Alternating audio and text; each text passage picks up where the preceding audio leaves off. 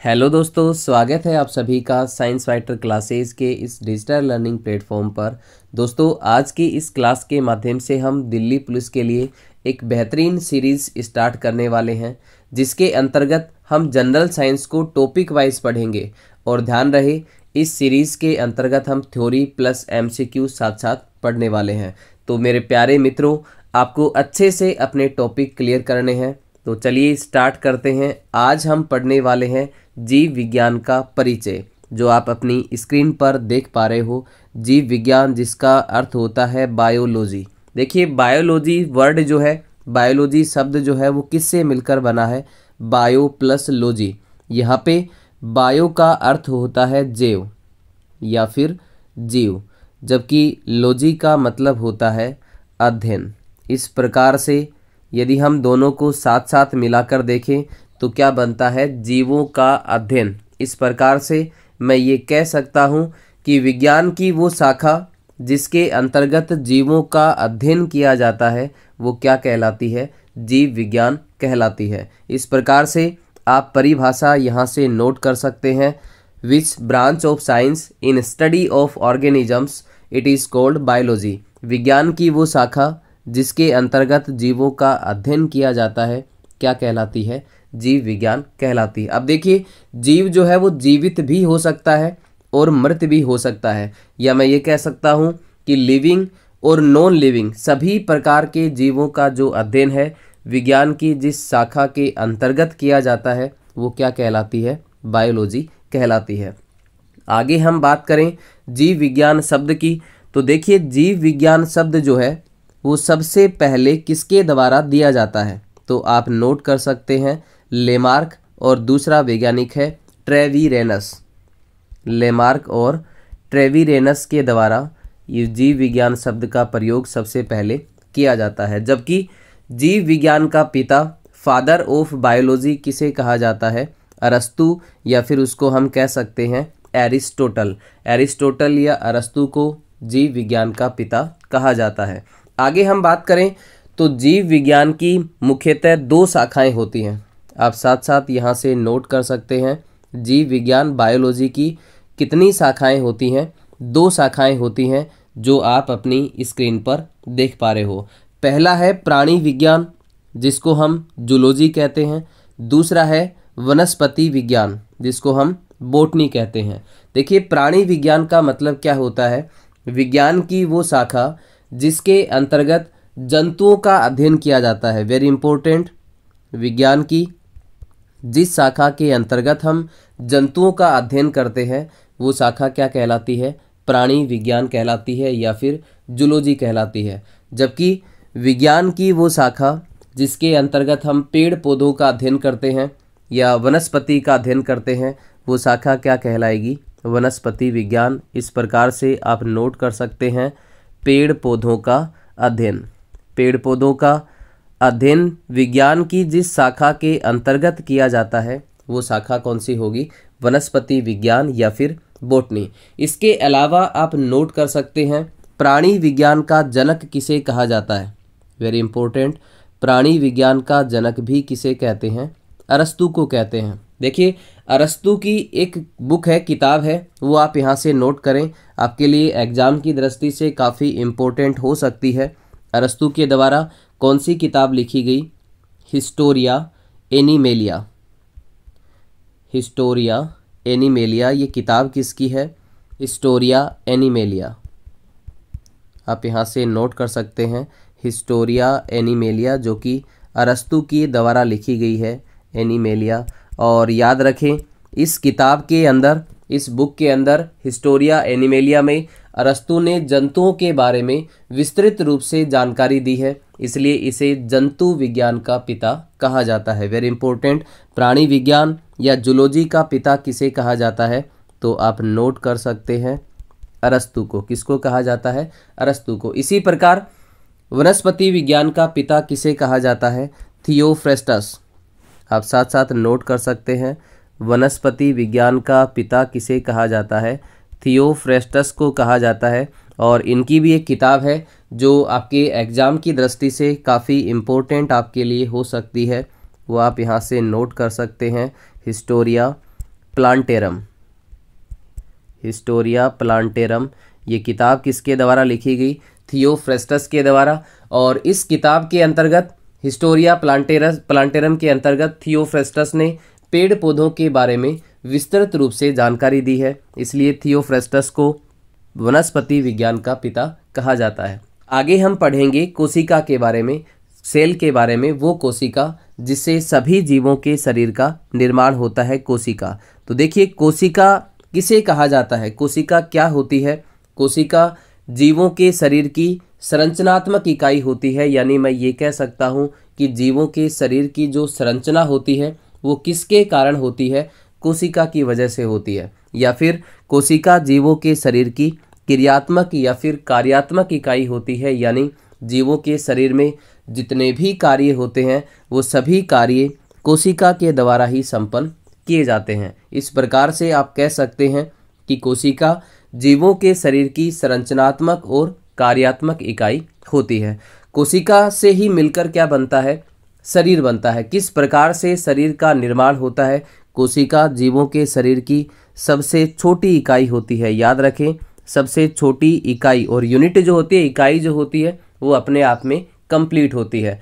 तो कोशिका जीवों के शरीर की सबसे छोटी इकाई होती है। और जब कोशिकाओं का समूह बनता है, कोशिकाएं मिलकर के क्या बनाती हैं? उत्तक बनाती है। और जब उत्तक मिलते हैं तो उत्तक मिलकर के क्या बनेगा?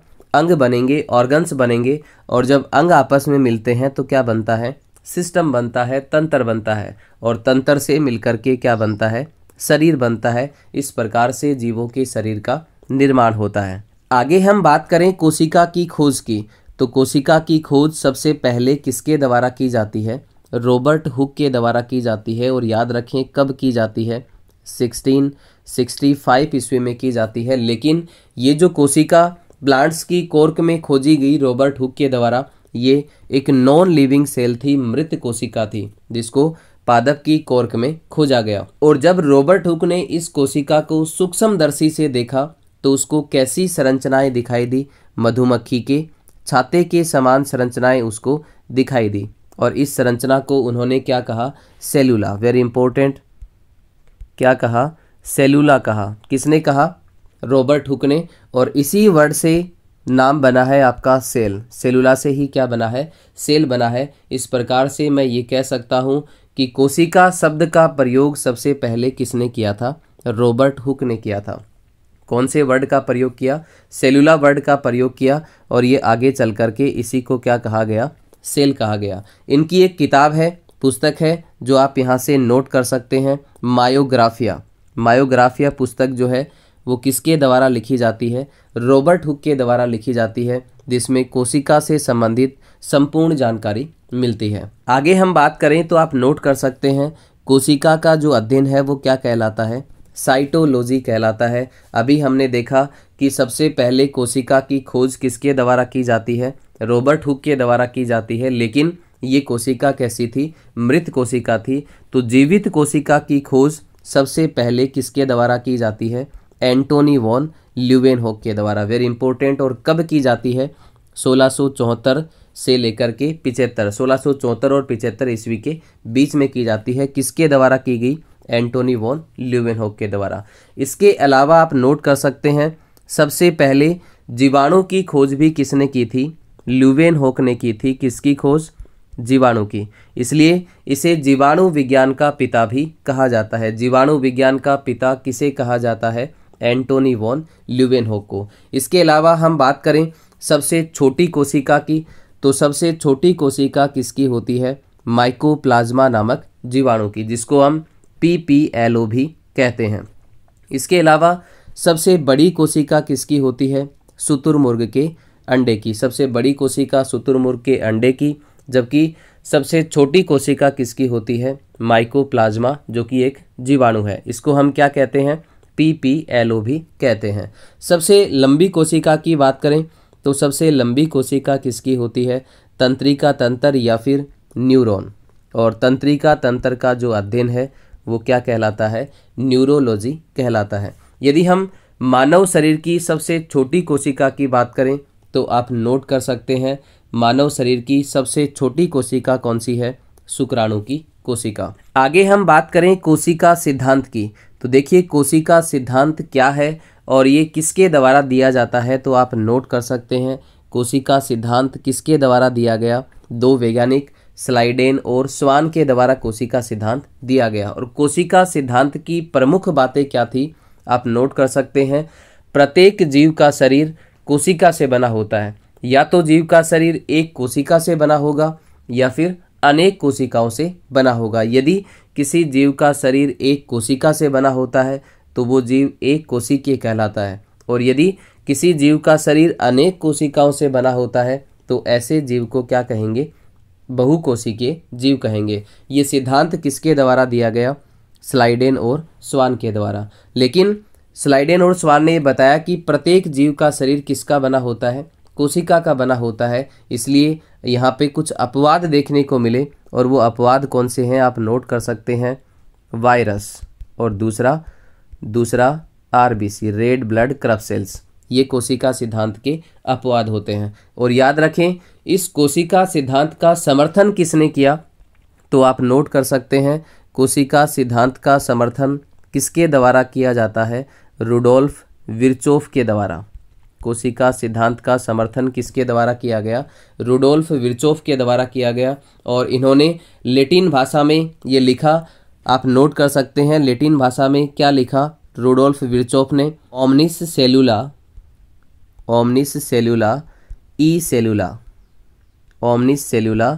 ई सेलुला। ये किसने कहा? रुडोल्फ विर्चो ने कहा, जिसका अर्थ होता है नई कोशिका पुरानी कोशिकाओं से बनती है। वेरी इंपॉर्टेंट, रुडोल्फ विर्चो ने कोशिका सिद्धांत का समर्थन किया और क्या कहा कि जितनी भी नई कोशिकाएं होती हैं उनका निर्माण किससे होता है? पुरानी कोशिकाओं से होता है। इस प्रकार से मैं ये कह सकता हूँ कि कोशिका विभाजन जो है वो सबसे पहले कोशिका विभाजन को किसने देखा? रुडोल्फ विर्चो ने देखा। या फिर कोशिका विभाजन की खोज किसके द्वारा की जाती है? रुडोल्फ विर्चो के द्वारा की जाती है। आगे हम बात करें तो कोशिका के कितने भाग होते हैं, तो आप नोट कर सकते हैं। कोशिका के मुख्यतः 3 भाग होते हैं। एक कोशिका झिल्ली या फिर कोशिका भित्ति, इनको हम बाद में डिटेल से पढ़ेंगे। दूसरा केंद्रक, और तीसरा कोशिका द्रव्य प्लस केंद्रक द्रव्य। इन दोनों को सम्मिलित रूप से क्या कहा जाता है? जीव द्रव्य। और जीव द्रव्य को क्या कहा जाता है? जीवन का भौतिक आधार। वेरी इंपॉर्टेंट, जीवन का भौतिक आधार किसे कहा जाता है? जीवन का भौतिक आधार जीव द्रव्य को कहा जाता है। इसके बारे में भी हम अगली क्लास में विस्तार से चर्चा करेंगे। दोस्तों, कोशिका के मुख्यतः 3 भाग होते हैं, वो आप यहाँ से नोट कर सकते हैं। कोशिका का जो बाहरी आवरण होता है वो क्या कहलाता है? कोशिका झिल्ली या फिर कोशिका भित्ति। इसे हम क्या कहेंगे? कोशिका झिल्ली। जबकि ये जो आप देख पा रहे हो सेंटर में बीच में, इसको हम क्या कहेंगे? केंद्रक। क्या कहेंगे? केंद्रक। और कोशिका झिल्ली के अंदर और केंद्रक से बाहर, कोशिका झिल्ली के अंदर और केंद्रक से बाहर, जिसको मैंने डॉट डॉट से यहाँ पे दर्शाया है, इसको हम क्या कहेंगे? कोशिका द्रव्य। क्या कहलाएगा? कोशिका द्रव्य या फिर साइटोप्लाज्म। क्या कहेंगे इसको? कोशिका द्रव्य। और केंद्रक के अंदर जो लिक्विड फील होता है, जो द्रव्य पाया जाता है, उसको हम क्या कहते हैं? केंद्रक द्रव्य कहते हैं। और याद रखें, कोशिका द्रव्य प्लस केंद्रक द्रव्य दोनों को सम्मिलित रूप से क्या कहा जाता है? जीव द्रव्य कहा जाता है। और जीव द्रव्य को जीवन का भौतिक आधार कहा जाता है। तो आज के लिए दोस्तों इतना ही। इसके आगे के जो टॉपिक हैं उनके बारे में कल की क्लास में हम विस्तार से चर्चा करेंगे। तब तक के लिए आप सभी साथियों का बहुत बहुत धन्यवाद। जय हिंद, जय भारत।